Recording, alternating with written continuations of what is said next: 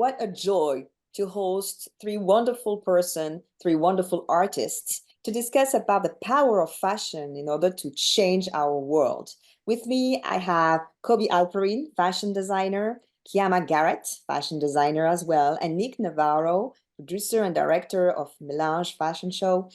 Together, we will try to explain to our great audience how fashion can really change your life. But please, first of all, dear, could you introduce yourself better than what I just did, explaining how you mix fashion art and social link? Please, Kobi, you go first. Sure. So my name is Kobi Haplerin. I'm a fashion designer in New York City, which I live here for 26 years. And, I try just simply, first of all, to make my customers, in this case, women, just feel beautiful, which I think is refreshing in fashion. It's not about making her feel cool. It's about simply making her look beautiful. And I think that when you have the opportunity of and the audience to watch and to see what you're doing, I think it's important for me as a person that care about the world, care about his heritage. It is about basically using the opportunity and trying to send a message. So when we're going to review later on, I feel like for my last spring collection, I actually was trying to send a very subtle message about the environment and about our world and about how confusing it can be, because it can look beautiful, but sometimes we are actually disturbing the nature. And by doing that, the nature reacts and creating something beautiful, but it's actually not so beautiful, and we're damaging the beautiful gift that we got. In the other case, in this fall collection, I used the opportunity of New York Fashion Week to send a message of hope with everything that's happening. And of course, it was inspired by art as well. But in this case, since what we're all experimenting right now in the world, and basically by me coming from Israel, it was important for me to send a message of hope and kind of trying to be together and focus on what we can be united and love and be kind to each other, and not with everything else that making us apart. Thank you very much. So fashion as an art of union, of an art of togetherness. Thank you very much, Kobi. Keama, could you introduce yourself and tell us a little more about how you envision your fashion art? Hi, my name is Keama Garett. I am originally from Columbus, Ohio. I used to live in New York for about 10 years, and now I reside in Orlando, Florida. The way I mix art is creating beautiful garments for beautiful people. Much like Kobi, I like to create a story around the woman. Every woman has a story, and I think it's important to listen to your customer and listen to that woman. And I create art to heal the world. I like to heal people, and I want someone to step into the garment and feel loved and feel alive. And that's what I do. And that's why I create designs for women. Excellent. Thank you. Thank you very much. Nick, please, could you introduce yourself and tell us a little bit about your vision of fashion art? Yes, wonderful to be here today. So my name is Nick Navarro, and I'm the founder and creator of Melange. And at Melange, essentially, our passion and vision is to really celebrate and cultivate world peace by pulling together different artists and perspectives and fashion designers from around the world. So over the years, we've had the pleasure of working with Sephora, MAC Cosmetics, Nicole Miller, the incredible Jean-Paul Gaultier, thanks to Gila, his work and support. And really our vision is looking at kind of fashion and art through three different levels. So the psychological level, in terms of how we think about ourselves, very much kind of this concept of finding ourselves as beautiful and loving ourselves. The societal level, in terms of how we position ourselves in society across cultures or within a culture. And then the third is really the aesthetic, right? And how we translate that intersection of psychological and societal through an aesthetic presentation. So Melange is really a blend of fashion, theater, music, and dance into kind of a moment, almost a community building moment. So a lot of my background has been working in the Broadway world with different Broadway producers. And so I've infused some of that into the approach. And I'd say the general vision would be to make a better global society by pulling together, luminaries like Kobi and Keama into a single platform and to be able to celebrate their art with different artists together. So thank you so much, Gila, again, for hosting us today. With great pleasure. It is true that usually fashion art is viewed sometimes compared to art design for, I would say, museums, something very specific, something that would be, I would say, very special and put aside compared to masterpieces. Whereas, in fact, it can really translate a lot in terms of society. I would like to share the work of Kobi first, please, in order for us to really understand how you create this culture of hope thanks to this new collection you were talking about. Kobi, could you explain a little bit that to us? Sure. So for this collection, this is actually what's in the stores right now, our spring collection. I was inspired from a work of Sigalit Landau. Sigalit Landau is a world famous artist that's actually based in Israel. And what she does in part of her work, she actually takes some objects that are old objects. They might have a lot of meaning for the people that holding to them, but she's collecting them and she's actually stocking them, putting them inside the Dead Sea. Back in my country, we're calling it the Salt Sea, but it's actually called the Dead Sea. And the amazing things about it is actually that they're coming back to life in a very glorious way. So when you see the other images, you can see when you're zooming into the other images, you can see how these pieces that you put inside the Dead Sea are actually all covered with crystals. They're coming back to life in a very beautiful way. Sigalit Landau, her background is actually from East Europe, as much as the same way as my family. And there's something interesting between salt, between snow. It really took me into this kind of like conversation about global warming and about some of the images that so here you can actually see all this beautiful way of in the bottom of the images, you can see the object that she took and they're covered with salt. And then in the top, it's already a garment that I made inspired from this wonderful moment. We call the collection The Wonders of Salt. The subtle message on this collection was also the interfering of us as human with nature. And it's interesting because I took some photography, and then I think you can see it in the next image, of basically pollution's water. And then this is kind of like, as a fashion designer, I'm looking at this image in the center and I'm like, oh, it's wonderful, it's beautiful.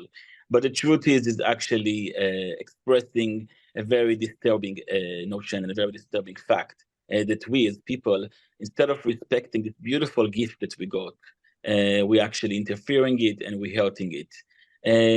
In a way, for me, it's about creating beauty. So I took these images and create the beauty around us. But the people that came to the show, it was important for me to express this fact that basically we need to be more respectful for the gift that we got.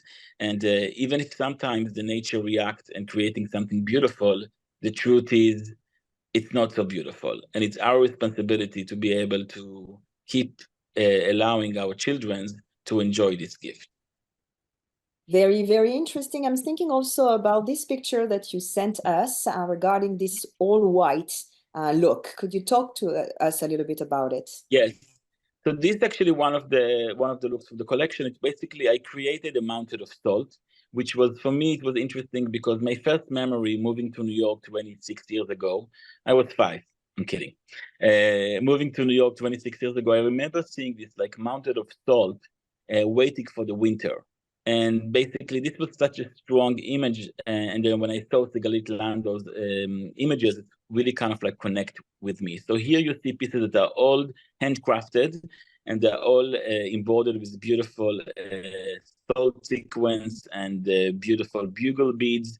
And it's basically an homage for the work of Sigalit Landau. And it was really strong moment when all the models walk around the mountain of salt in New York City. As I mentioned before, describing this kind of like mist kind of like it's really interesting because, again, part of global warming is like, what is it? Is it salt? Is it know what are we showing, spring collection, winter collection. It's kind of like a subject that's really effective.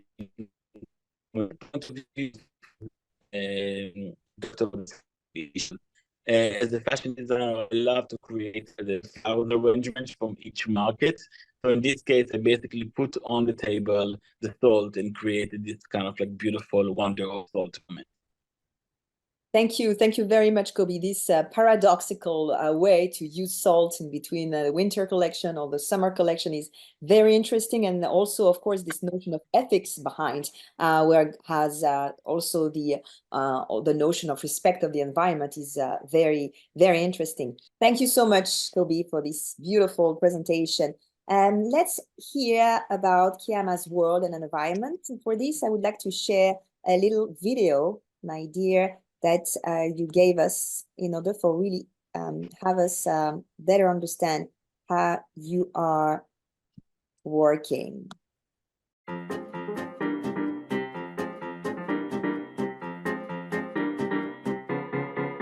Come on.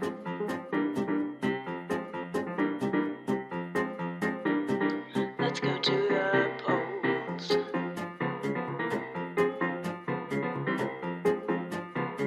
Let's go to the polls.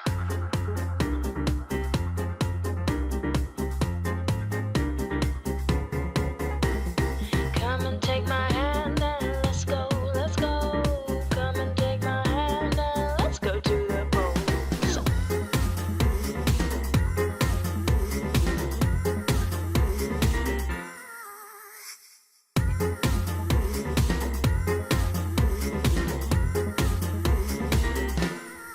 Come with me.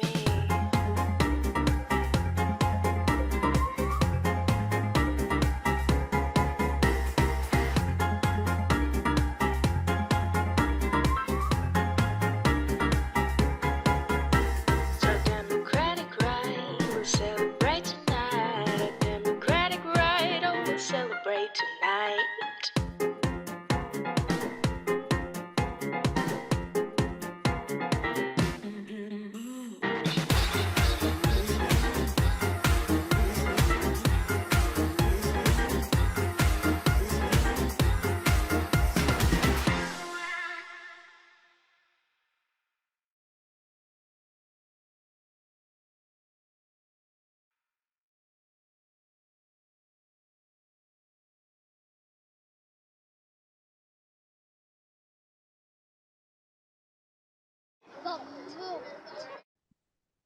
It's 2020. So if you can tell us a little more about this project, that was something important from a citizenship point of view, may I say so? Well, Melange reached out to me, so I know Nick would love to talk about this project as well. But it was about voting in 2020. And we really wanted to get more people coming out to the polls. So he reached out to me and I just was like, I'd love to be a part of this project. Nick, did you want to explain more about the project? Sure, I'll share a little bit more. So thanks so much, Gila, for sharing that. I think a moment of inspiration for this project, actually, it was a speech from Kamala Harris, and she was talking about, generations from now, when we talk to our children and when we talk to our grandchildren, and they ask about what it was like when Donald Trump ran for president for a second term. And when our children will ask, well, what did you do? What did you do during this period in American democracy?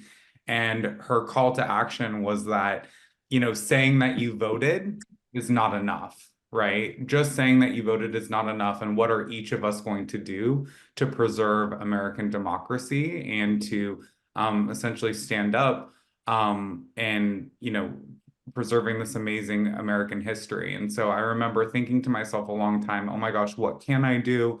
I'm just one person. It felt a little bit hopeless. And then I had a moment to think, well, there is this amazing community we've built over a decade, and that community is Melange. And so we decided to pull together a video in the middle of COVID. That's why everyone was wearing masks To be honest, I was terrified that someone was going to get COVID and end up in the hospital because this was before the vaccine. So it was all very high stress to have so many people together for a video shoot. And we did the video shoot in both LA and New York. So it was, a bi-coastal kind of event. I think the total cast on it was north of 50. But we decided to do this video. We contacted Keama. At that point, Keama had just designed for Beyonce for the Black is King video, which was a whole zeitgeist cultural movement. And she did an amazing piece that Beyonce wore for, what was the song again, Keama? Water, for water. Like water with Pharrell, right? Yes, with Pharrell. With Pharrell. And so, yeah, Keama was just coming off fresh off of that. And so we put together this video. It was a very, in some ways, I mean, Gila knows me well. I'm very Pollyanna in terms of just believing in the best in the world. So we put together this video, not knowing where we would place it. But after we put together the video, we reached out to several large nonprofits to say, okay, would you like to use this video as part of your Get Out the Vote campaign? And we reached out to some small nonprofits and some large ones. And it was to our surprise that the Human Rights Campaign, which is essentially the largest LGBTQ nonprofit in the nation, I think they have over 50 million annually in donations. They decided to adopt this video as part of their Get Out the Rights campaign vote. And so they put it on all of their social media channels, which has, I believe, north of 2 million followers globally. That's why you see the little HRC logo in the corner, the little equal symbol kind of stamped on it. And it was our take in the middle of a time of COVID, which was quite depressing, and a election that was very high stakes, to try to approach it with joy and love and with an uplifting song and message and fashion about getting out the vote. But we were absolutely honored to work with Keama on that, and such a great cast of models in both New York and LA. Yes. And so, Keama, what are your references? What are your inspiration when you are working with fashion? My inspiration is really everyday life in the woman. Every woman has a story, and I try to create. I work with tulle a lot, and I love to create this feathered-like armor that's both kind of harnesses that showcases the beauty of them, and I use a lot of tools, so that showcases the beauty of the woman and the beauty of the movement of the woman, to showcase the movement of the water and the flow. Maybe, Nick, during that time, you can talk a little bit about Melange. Absolutely. So Melange was started over 10 years ago. It looks like maybe you have some photos. Oh, this is a favorite photo. So my favorite part about Melange is the stories that come from it. So I feel like every photo you're going to share, there's a story behind it. So this is actually Thomas, who's a model based in San Francisco. I remember when he came into audition, Thomas was probably about 5'2" or 5'3". But when he came into the audition, he just came into the room and was just completely fierce, completely confident. I remember he came up to kind of the panel, the desk, and he kind of put his hand on, was like, so, do you guys have any questions for me? What can I do? Will I see you at the show? We ended up booking him, and through one of our mutual collaborators, Dorica Porter of Couture Press, she actually ended up signing him on as a talent for her agency. And later on, he actually went to be a dancer for Beyonce. So lots of Beyonce theme going on. Yes, we have a lot of Beyonce here. Yes, lots of Beyonce. Yes, in the essence of Cowboy Carter.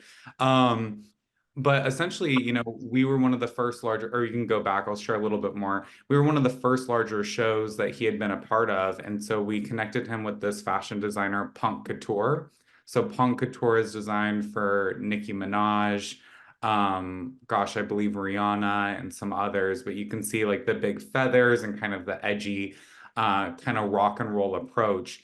And so I feel like this photo really embodies Melange because it's about taking models who traditionally maybe don't conform to the standard runway standard, like Thomas, whether that be height or just background, and then pairing them with really fantastic, established and or emerging designers, and then creating this platform of opportunity that allows talent to go off and to shine into new ways. And in this case for Thomas, it's been a very successful career with music videos. You can go to the next image. The Yes. next image is, what'd you say, Gila? I said we're going to go through the entire environment of Melange. Yeah.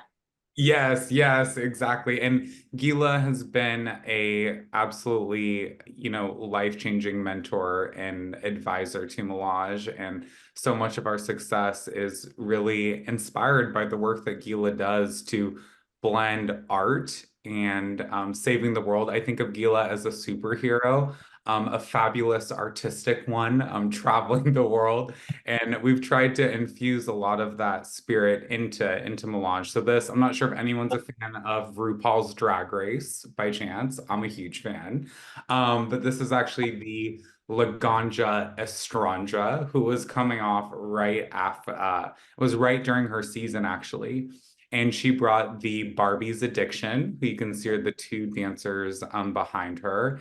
And so drag, I believe, is just an amazing part of the fashion world, and that drag has played in the LGBTQ plus community has played such an important role in the evolution of fashion, and as well as the world message of art and world peace, which is what this panel is all about.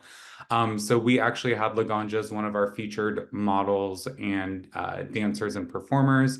It also brings me a flashback to my days at Harvard, where I met Gila when I was a student at Harvard. And the largest fashion show there, Eleganza, it was a huge controversy because the year I produced it, we had the show's first drag queen in like a 20+ year history perform in the show.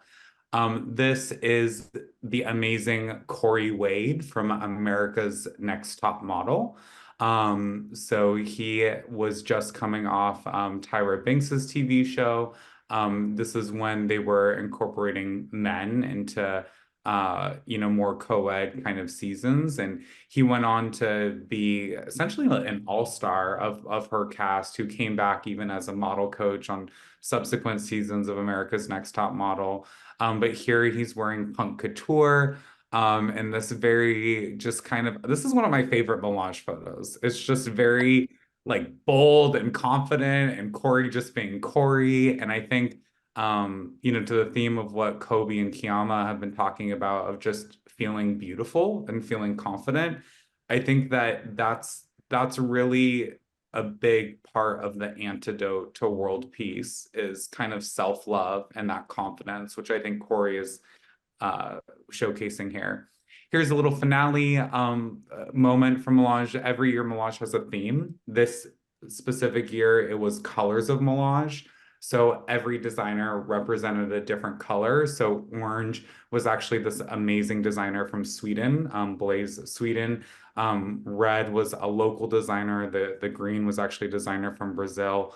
And actually the woman here with the red belt that's singing, that's Ladidi Garba. And she was actually a star in The Color Purple in San Francisco, as well as in Dreamgirls in San Francisco theatrical.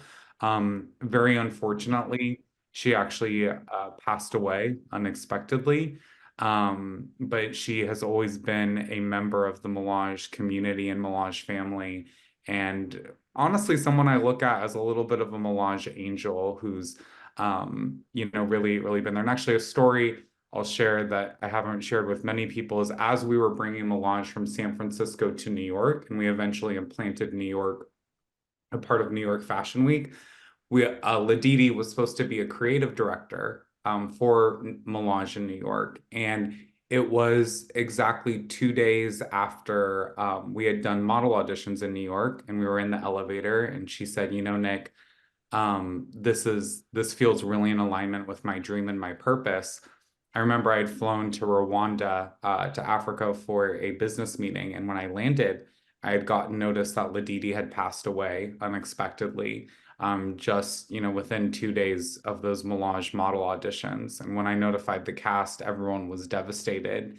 And it took a while for us to revamp Melange in New York because I think we were all so crushed by her passing.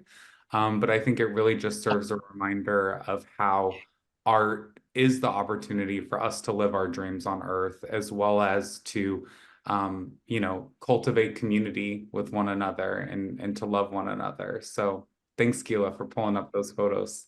Oh, thank you. Thank you very much. I'd like to come back to Kobi for a message that you want to give us for World Art Day. What would be the message that you want to give to future generations, dear Kobi? I feel like that, for me, as I was starting to mention before, I think that with everything that's happening in our world right now, I think it's really important to treat each other as a family. And I feel like we need to be, first of all, respectful for what we have. We need to appreciate that. And we need to remind each other that, as I mentioned, we don't need to agree about everything. As human, we all have been created in a way that we all have our own personality. But in the end of the day, we must focus on what we have in common, and we need to have the love to each other. I mean, to be kind to each other. And I refuse to agree that people just don't like each other for color or for their heritage or who they are. I think we all are one. We all are people, and I mean, I cannot believe how things went such in the wrong direction for all of us. I think we need to pause. We need to really kind of like remind each other, and we need to hug each other. And honestly, that's what I do as a fashion designer, with the opportunity of traveling in the whole country and going to store by stores and showing fashion. I remind everybody that fashion is important only because it's giving people power. It's a protection. It's something that make you feel at home, make you feel comfortable.